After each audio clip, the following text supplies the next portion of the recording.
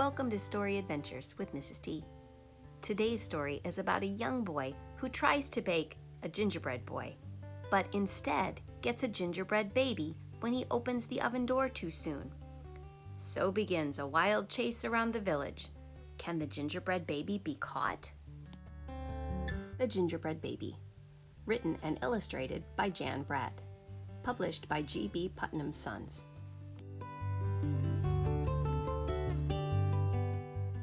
It was cold outside. It was warm inside. A fine day for gingerbread, Maddie thought.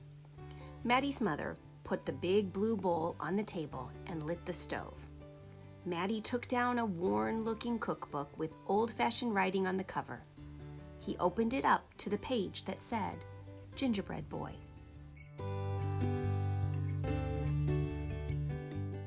They measured and mixed. Maddie rolled the dough into the shape of a gingerbread boy and they popped him into the oven. Bake a full 8 minutes. No more, no less. Do not peek, the recipe read. Maddie listened to the clock. Tick, tock, tick. 1 minute, 2 minutes, 3, 4, 5. Maddie couldn't wait any longer. He opened the oven door to take a peek. Instead of a gingerbread boy, out jumped a gingerbread baby.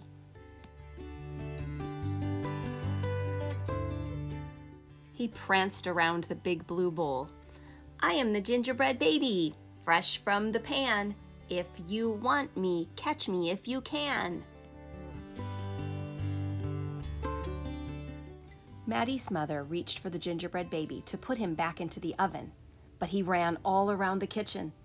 The door opened, and in came Maddie's father. What's that delicious smell? He asked as the gingerbread baby tumbled through his legs and outside into the yard. He ran by the tabby cat. She twitched her tail and sprang at him. They tumbled and tumbled, but the gingerbread baby came out on top. He ran toward the garden wall. The dog caught a whiff of tasty ginger and sniffed along behind him. But the gingerbread baby was halfway up when the dog caught up. He barked and barked as the gingerbread baby climbed over the wall. Maddie was still inside. He heard his mother and father yelling. He heard a cat meowing and a dog barking.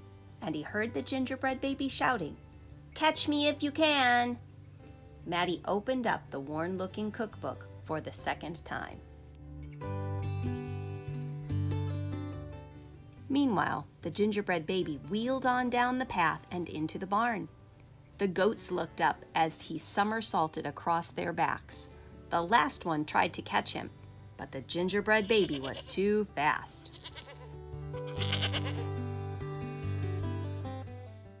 Martha and Madeline were standing by the well when the gingerbread baby stopped to take a drink. They looked at each other and winked.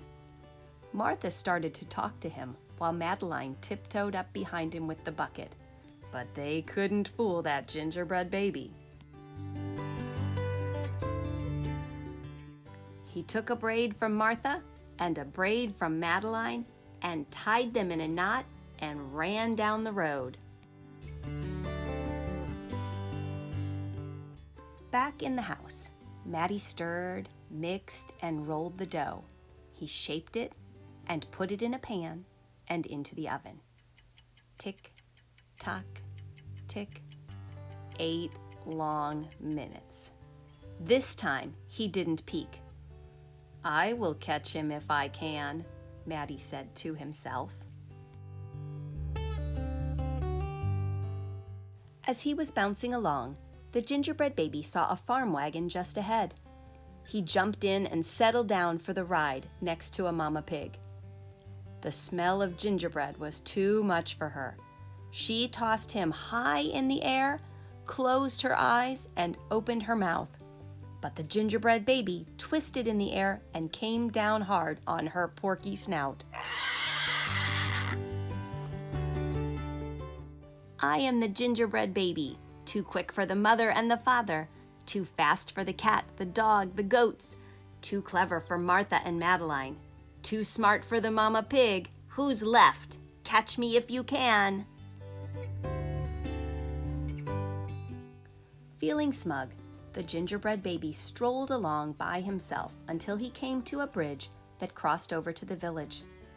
Just as he got to the middle, he heard running feet behind him and saw a crowd of villagers ahead of him. The gingerbread baby was trapped. He jumped up onto the railing, backflipped through the air, and landed on a chunk of ice floating down the river. The ice bobbed along with the gingerbread baby dancing on top and singing in a loud voice. "Look at me, and what do you see? The best gingerbread baby ever!" Until his feet got cold and he jumped ashore. Who was that watching from the trees? It was the fox. He crept up behind the gingerbread baby, ready to eat him up. But the fox couldn't help himself, and he licked his chops. Smack, smack. The gingerbread baby heard him and ran as fast as he could. Just when the fox was catching up, the gingerbread baby saw the milk and cheese man with his can of milk. The perfect hiding place, he thought. He lifted the lid and lowered himself inside. He was so pleased that he sang at the top of his gingerbread voice. "Ha ha, hee hee, you'll never find me. I'm the gingerbread baby, catch me if you can."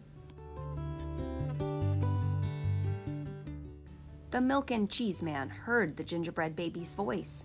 "Who is meddling with my milk?" he shouted, and lifted the lid. But the gingerbread baby was ready. He jumped up and tweaked his nose. Now the milk and cheese man, the fox, the villagers, the mama pig, Martha and Madeline, the bleating goats, the barking dog, the meowing cat, the father and the mother were all after the gingerbread baby and getting closer.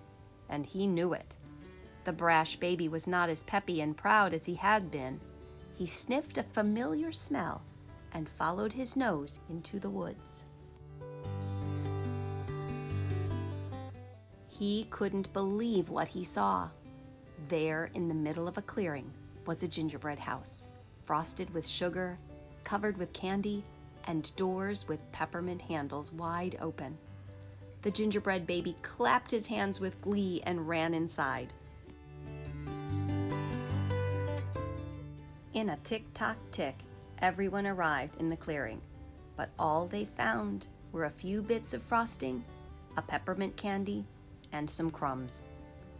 The father exclaimed, "The gingerbread baby has finally met his match."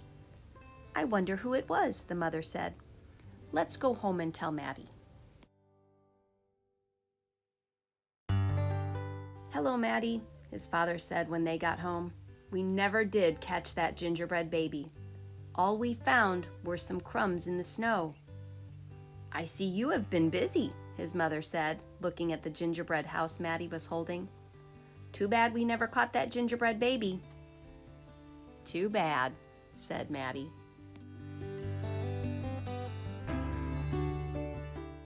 Only Maddie could hear the tiny voice from inside the gingerbread house.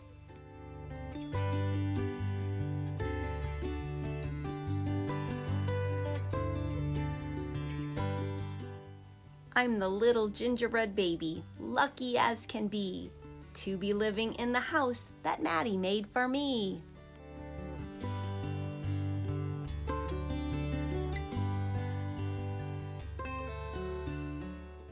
The end. Thanks for listening.